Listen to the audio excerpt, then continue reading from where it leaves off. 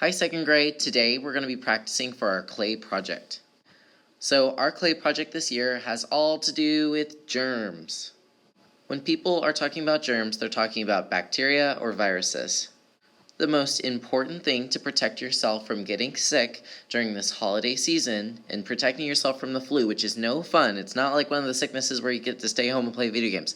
It's one of the sicknesses where you stay home and you are in complete miserable agony because your stomach will hurt, your body will ache, you'll be cold and sweaty at the same time. It is no fun at all.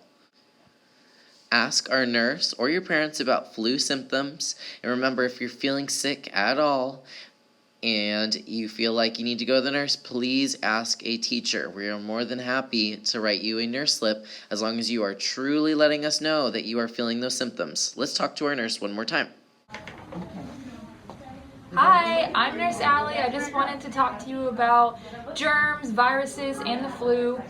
The best thing you can do to stop the flu is to wash your hands with soap and water. Now, when I wash my hands, I use soap. I wash in between my fingers everywhere. I sing the happy birthday song. You can sing whatever song you want or count to 15. That's about good. Then rinse in the water, dry off. Also, when you're coughing or sneezing, try to be like a vampire and cough in your elbow. That helps the germs not get on everyone else. Now, we've been talking a lot about bacteria and viruses. Could anyone please tell me the difference between bacteria and a virus? I hope someone said that bacteria is living while viruses are actually non-living, so they're not alive like bacteria is. Remember, our project is going to be in clay, so I want to make sure that you guys are listening right now because I'm going to give you some very important information on clay. Last time we were thinking about what kind of shapes we want to use, and I hope that you're continuing to think about it because next time we're going to start clay. It's important that if you are coming to clay or class when we use clay, that you wear appropriate clothing. So you may not want to wear your best dress or a tuxedo to class because it's going to get a little bit of clay on it. Most likely I don't have aprons for everyone. In this project, you'll be able to attach clay. You're going to be using a method called slip and score. Say slip and score. This is super important. Today we will be practicing in Play-Doh, but next time we're going to do the real thing, and I want to make sure that you're ready. Slipping and scoring is something that we only use in clay. It's not something you have to do in Play-Doh, but I want to make sure you have an idea of what we're doing next time before we do it, because this is going to be the most important thing. I want you to listen carefully to what I'm about to say. If you do not slip and score in this next project, your project will fall apart. Every single year I have at least one person who thinks that I'm joking when I say you have to slip and score your parts, and their stuff falls apart, and they're crying, and they're all sad, and there's nothing I can do about it. What I want you to notice here about this photo is that this person's about to slip and score. What scoring means is not what you think of when sports, like scoring a goal. Scoring means these little lines. They took a tool and they made itty-bitty lines. Slip is where they add a little bit of water and clay. So you can kind of see it's a little bit shiny. So that's where they added just a little bit of water. And they're going to put these two pieces together. So you see where all these lines are. They're going to come together, so both of the sides, this side is going to meet this side right there, and that's how they stick. If you just put clay on top of another piece of clay, it will fall off unless you slip and score. So I'm going to do a little bit of an experiment now. I have some clay on the table, so I'm going to open it up and get some out. So here's the deal, guys. So let's say I had this little piece of clay, and it's really sticky because it's all wet. And let's say this becomes my germ. So I'm going to do a little pinch pot motion.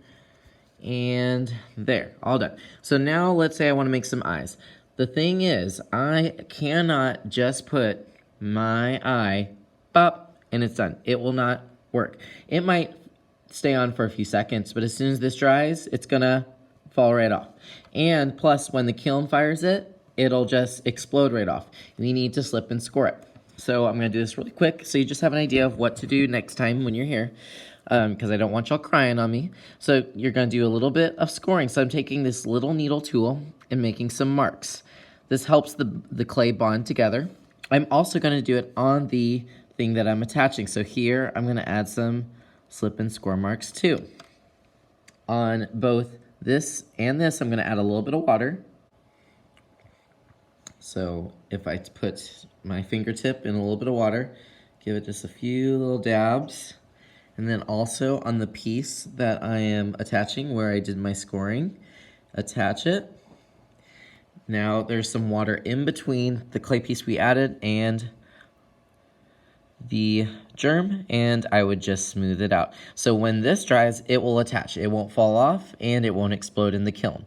The kiln is the oven that I keep in the back that gets up to 2,000 degrees. So we only have one chance to do this. We're not doing it again. So I hope that you're paying attention.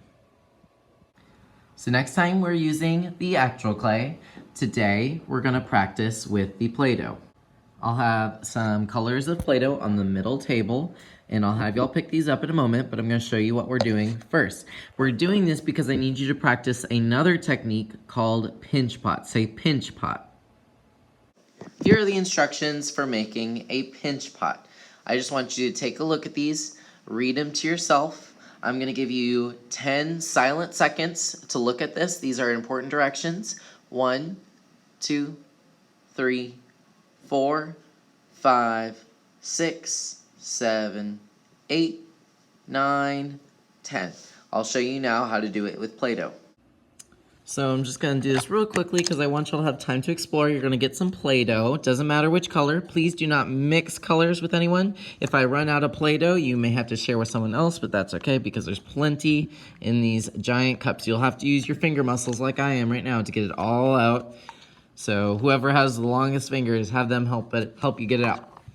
Once you have your Play-Doh, make it into a soft ball. Take your thumb, poke it inside. Don't go all the way through like a donut, but then you're gonna squeeze the sides. This is called a pinch pot method. So it's making a little pinch cup. Now we're not making a cup, we're making a germ. So you'll smooth out the lid. This is called the lid or the lip of the cup where it flattens out. And then you can take some Play-Doh. You can add eyes maybe. You could add teeth maybe. I'm not going to do too much on this because I want you to be creative. Once you come up with maybe a couple ideas for your germ, I don't mind if you create your own thing. I just want to see what your idea for your germ is. And then if you are done with Play-Doh today, you can put it back in the box where we had it and you can choose a new activity. I'm excited to see what y'all are going to create.